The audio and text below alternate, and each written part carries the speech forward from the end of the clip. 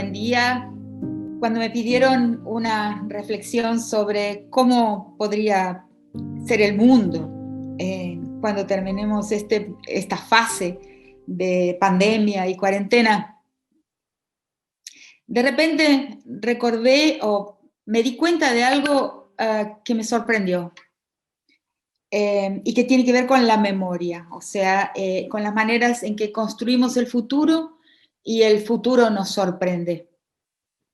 En la manera, me recordé lo difícil que es hacer un proyecto de futuro. Y lo pensé con relación a algo que aparentemente no tiene mucho que ver con el tema de la pandemia, pero sí tiene que ver con la memoria y nuestras perspectivas, desde el pasado hacia el futuro y después nuestra memoria en el futuro de lo que fue el pasado. Yo pasé exactamente la mitad de mi vida sin tener sin que existiera ni computador, ni mucho menos teléfonos inalámbricos, celulares, y ni muchísimo menos las formas de comunicación que tenemos en el presente. Repentinamente un día apareció el computador y un poco de tiempo después aparecieron los celulares. Y las conversaciones primero en chat rooms, conversaciones por escrito entre personas que nunca se vieron, que no se conocían, que podían inventar sus identidades. Y todo eso que hoy es el día a día, eso es el cotidiano, la normalidad. Es impresionante que no consigo recordar cómo fueron esos primeros 34 años de mi vida. No consigo siquiera imaginarlos. Y esos años fueron la mitad de mi vida, como la mitad de la vida de las personas de mi generación, que hoy no viven sin una comunicación a distancia, inalámbrica, virtual. Entonces, la memoria es algo, o sea, la prospección del futuro. En aquel momento no era posible hacer una prospección de cómo sería el futuro con este tipo de comunicación que tenemos hoy. Era inimaginable, fue inimaginable durante la mitad de mi vida y después, hoy, no es recordable, no puedo reconstruir esa experiencia. Esta partición de mi vida en dos partes, que percibí hace muy poco tiempo, en realidad es la vida de dos personas, o sea, dos experiencias tan distintas, dos subjetividades tan distintas y también dos sujetas frente al mundo tan distintas que en realidad son dos personas en una misma vida. Y tienen también una consecuencia con relación a la manera en que los países centrales, los países imperiales, los países que han sido estado del lado de la conquista y la colonización del mundo, veían en aquel tiempo a nuestros paisajes, a nuestros pueblos, a las gentes del lado de acá, de lo que hoy llamamos América Latina, y yo prefiero llamar, siguiendo a una gran pensadora negra brasilera, Lelia González, Améfrica Ladina, llama ella. Yo prefiero hablar de Améfrica más que de América. La manera en que Améfrica ve al primer mundo. En aquella época, y eso me consta porque yo llego a hacer mis estudios de posgraduación a las Islas Británicas, en ese periodo, sin existencia de computador, sin existencia de la comunicación inalámbrica y virtual, en aquella época nuestros países tenían la gente común era muy empeñada por tener las noticias de los países centrales, o sea, teníamos una noción algo más acabada que ellos de nosotros, que la gente común de allá, de lo que era nuestra vida. Recuerdo, por ejemplo, preguntarle a un estudiante inglés, ¿no? Un estudiante universitario, undergraduate, o sea, de los grados iniciales, cómo veía mi país, la Argentina, y cómo quedé absolutamente sorprendida a ver que no la veía como una extensión del Caribe, o sea, como una sociedad caribeña. donde habían, por ejemplo, arborícolas. ¿Qué eran arborícolas? Bueno, personas que todavía viven en los bosques y en los árboles. O sea, el imaginario colectivo, la construcción de los paisajes coloniales era muy remota, o sea, muy poco afinada las diferencias internas entre los paisajes coloniales entre sí. Por otro lado, nosotros y nosotras del lado de acá, los pueblos del lado de acá, de estos paisajes coloniales, sí tenían un conocimiento, porque es lo que se estudiaba en historia, geografía, en fin, se veía en los noticiosos de los países centrales. Una de las cosas que posiblemente se consiguió y progresó con la comunicación de este tipo que estamos teniendo en este momento, por ejemplo, es que hubo una,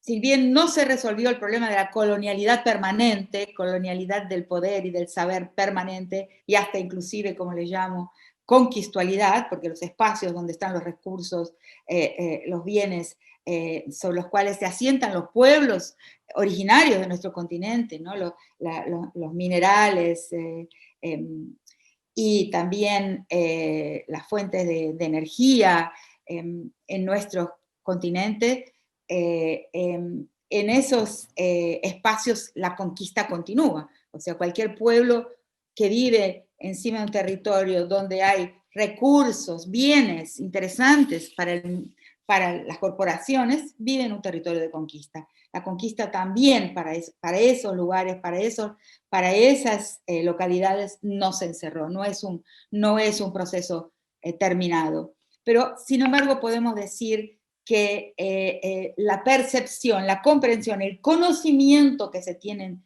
en el mundo central del paisaje americano es más acabado hoy. Se han acercado los dos mundos. Ese es un proceso importante que hay que reconocer.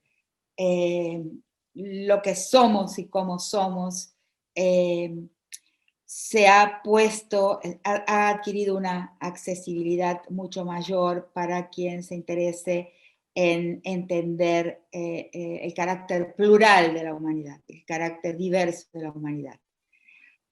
Ahora todavía permanezco frente al gran enigma de mis dos vidas. ¿Cómo era? ¿Cómo vivía yo? ¿No? ¿Cómo me comportaba? ¿Cómo me comunicaba? ¿Quién era yo antes de esta revolución digital?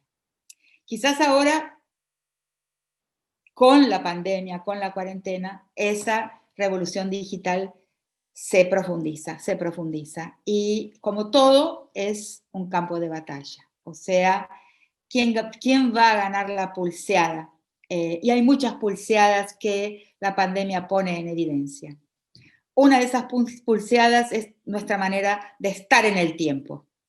Para mí, el tema central es el aprendizaje de incerteza sobre cómo es el futuro. Cada vez que veo a alguien hacer imaginar cómo será el futuro, creerse capaz de decir cómo será ese futuro, yo me indigno. Porque en realidad lo que nos enseña la pandemia es el caminar en ese camino incierto, indecidido, imposibilitado de prospecciones, aprender del presente, estar en el presente y leerlo como se lee un libro abierto, ¿no? Y en ese presente y en lo que debemos leer en ese libro abierto es el tiempo. O sea, nos coloca ante diferentes temporalidades, diferentes maneras de estar en el tiempo. El tiempo medido, cronometrado, previsible, se acaba con la pandemia. Y aparece la posibilidad, el vislumbre de percibir el tiempo como no cronometrado, un tiempo que da una posibilidad de la introspección, ¿no?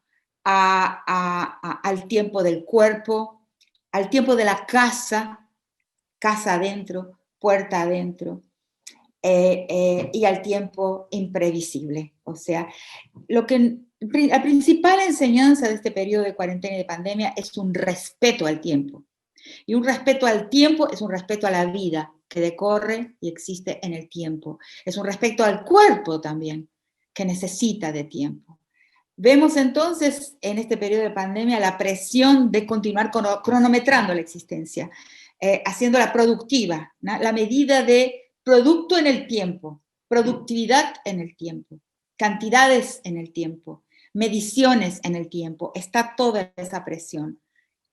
Y que nos invita a no salir, ¿no?, del tiempo previsible y cronometrado. Y luego hay una pulsión nuestra que aparece en muchas de las personas con quien he hablado y muy fuertemente en mí misma, que es el tiempo imprevisto, o sea, el tiempo suelto, el tiempo que necesito para que surja el poema, que surja la imagen, que surja la idea, cuya emergencia, cuya epifanía no puede ser previsible. Y ahí entiendo algo con este periodo de cuarentena, y que es el antagonismo que existe entre creatividad y productivismo. Nos quisieron hacer creer que producir es crear. No. La productividad en realidad entra y toma el lugar de la creatividad, que necesita del devaneo, que necesita del sueño, que necesita de un tiempo otro, no medido, no encarcelado, un tiempo que no es el tiempo del reloj. Para mí el reloj no es mérito. Lo he aprendido de los campesinos, soy antropóloga, ¿no?, de la gente en el campo, ¿no? El reloj no es mérito. Alguien nos lo hizo creer. Entonces, en un tiempo futuro, veo una humanidad capaz de entender estos valores, porque lo que estoy hablando tiene que ver con valores, que no son los valores del proyecto histórico del capital, del proyecto histórico de las cosas, sino que son los valores de la vincularidad. Y no hay vínculos, ni con uno mismo, ni con los otros, en el tiempo cronometrado. Entonces tenemos esta pulseada, este combate, este campo de batalla entre los dos tiempos, y una de las cosas que es necesario hacer es tomar conciencia de estas dos temporalidades, y que son también dos corporalidades, y son también dos formas de estar en el pensamiento, a la manera de la productividad o a la manera de la creatividad. Pero también hay otras pulseadas, otros campos de batalla de varios tipos. Uno de ellos es el percibir, la importancia que tiene percibir lo que se ha mostrado en estos días en todos los países del mundo, o sea, cómo el ser humano necesita estar en un contacto con los otros, o sea, salir a la calle, estar entre otros, corporalmente. La percepción de la importancia de la copresencia y la cocorporalidad, sin que necesariamente esos otros o otras sean personas con las que tengo un conocimiento o entablo una relación.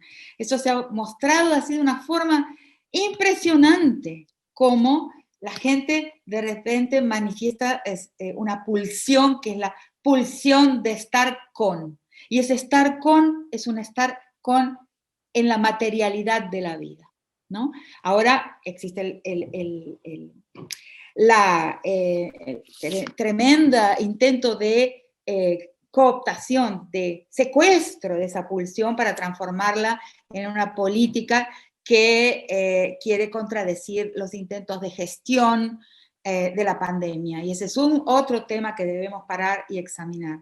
O sea, cómo esa pulsión humana, que es el salir a la calle, estar entre los otros, ver los otros, caminar solas, solos o en compañía, pero entre otros, esa cosa humana del acompañamiento, de la sociabilidad, del percibir la comunalidad de las gentes en forma material.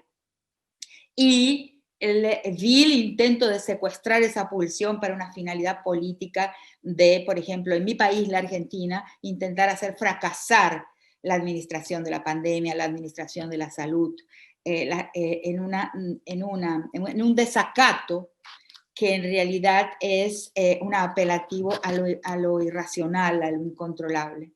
Entonces ahí también se dan varias fricciones, varias tensiones, un campo de batalla entre lo que es legítimo y que debemos ver y debemos también comprender, que es el placer de estar entre otras y entre otros, el placer de estar en conjunto, el placer de la compañía, ¿no? Y la apropiación de ese placer, de esa búsqueda del placer de la compañía para una propuesta política en general, como se ha visto en América Latina, en mi país muy especialmente, pero en Alemania también, que es una apropiación fascista, que es una apropiación conservadora, reaccionaria, que quiere contradecir la posibilidad de que un Estado gestor administre la salud. Ahí tenemos otra incomodidad y otra fricción. O sea, yo veo entonces la cuarentena y la pandemia como un gran escáner, ¿no? Que escanea el mundo, que atraviesa la superficie del mundo mostrando lo que no veíamos, ¿no? Iluminando lo que estaba ahí, pero no conseguíamos ver. Y acabo de dar 2 ejemplos, en las diferentes temporalidades y también la pulsión por la compañía y también el intento de secuestro de esa pulsión para transformarla en una propuesta fascista.